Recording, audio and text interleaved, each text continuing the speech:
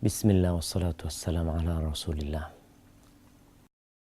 Ada satu fenomena yang mungkin semua di antara kita melihatnya, yaitu fenomena perpecahan yang terjadi di antara umat Islam. Pertikaian yang terjadi di negeri kita ini. Kalau kita berbicara tentang penyebab terjadinya itu, maka akan banyak sebab dan solusinya pun akan beragam. Tapi ada satu hal yang insya Allah kalau kita menyelesaikan satu masalah ini,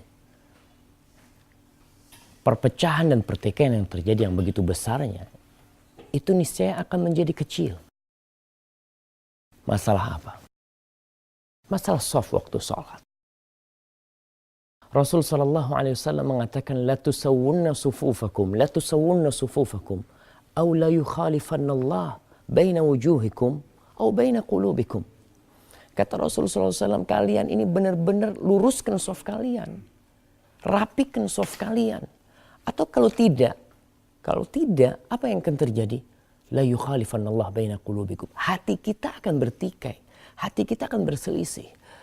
Dan yang kita lihat di masjid-masjid kita, sholat berjamaah itu diperintahkan agar kita melaksanakannya. Tapi yang jadi masalah ketika orang-orang berada di rumah Allah, ternyata di situ mereka belum bisa meluruskan shaf mereka. Kalau kita tidak lurus shafnya, tidak rapi shaf kita, renggang-renggang kadangkala, maka hati kita pun akan bertikai. Tatkala kita ada salah satu di antara kita yang maju ke depan sedikit, yang ini di belakang sedikit, kemudian kadang-kala ada renggang, bahkan ada yang bawa sejadah besar banget, sehingga kalau ada orang yang ingin merapatkan shafnya ke dia, dilihatin tuh, dilihatin. Kenapa? Ini sejadah mahal nih, mungkin dia beli. Oke, kita lagi sholat berjamaah nih, kita lagi menghadap Allah Jalla Jalaluh. Kita sama rata, satu pangkat kita. Di hadapan Allah hamba semuanya. Maka semua titel, semua jabatan, semua kedudukan tatkala berada di hadapan Allah, ditanggalkan semuanya.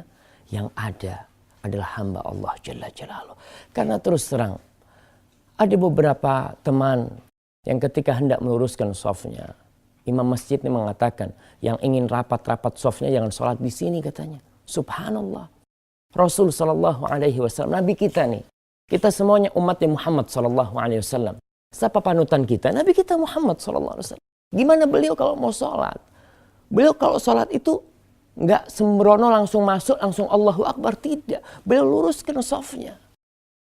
Bahkan dalam hadis Ibn Umar radhiyallahu taala anhu, Nabi mengatakan, aqimus sufuf. Kata Nabi, luruskan shaf kalian itu. Wahadu bainal manakib. Pundak kalian ini lurusin nih. Jangan ada yang lebih. Jangan ada yang kurang, mundur. Lurusin.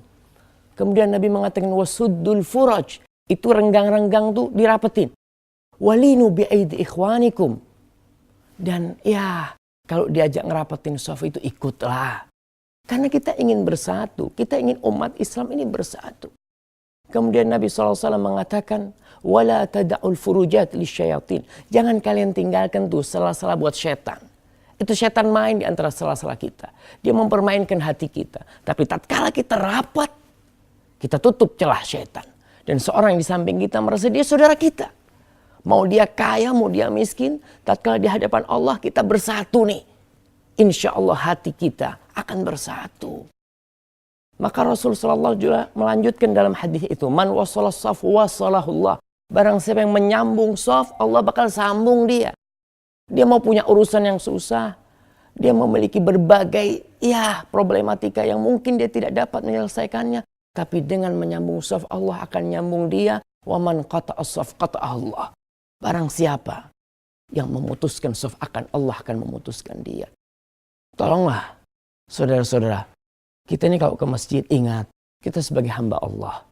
Dan memang annas a'da ma jahilu. Orang itu memusuhi sesuatu yang dia tidak ketahui. Dia berpikir bahwasanya meluruskan shaf itu nggak benar ya. Ini ajaran Nabi kita. Kalau nggak percaya bacalah, baca itu. kitab-kitab hadis, kitab Bukhari, kitab Muslim. Nabi nggak mulai soft, tidak memulai sholatnya kecuali beliau sudah meluruskan softnya. Tapi kalau sudah ngerti semua, Nabi langsung sholat.